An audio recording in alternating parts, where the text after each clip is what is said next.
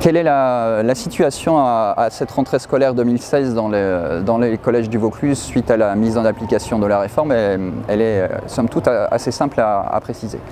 D'abord, je tenais à dire qu'une grande majorité d'établissements se sont mobilisés contre la réforme du collège l'année passée. Et cette mobilisation a permis une application, on va dire, lissée à minima de la réforme. À titre d'exemple, beaucoup d'établissements, dans leur mise en place de l'AP et des EPI, ont choisi de reconduire d'anciens dispositifs qui étaient déjà en place dans l'établissement. Je pense notamment en classe de 3e à 2 dispositifs mis en place dans les établissements depuis plusieurs années, qui sont l'histoire des arts et la découverte du monde professionnel, avec le stage que les élèves de 3e sont tenus de faire dans leur année scolaire. Les collègues ont le sentiment, grâce à la mobilisation de l'année dernière, effectivement, d'avoir limité les effets tout à fait néfastes de cette réforme.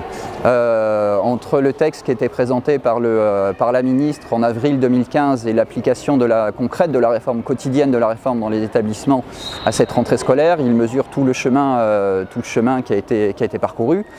Néanmoins, ils en voient malgré tout très concrètement aussi des effets qui restent encore néfastes en termes d'emploi du temps, aussi bien pour les élèves que pour eux, et toutes les contraintes que cela impose dans la gestion de leur travail quotidien.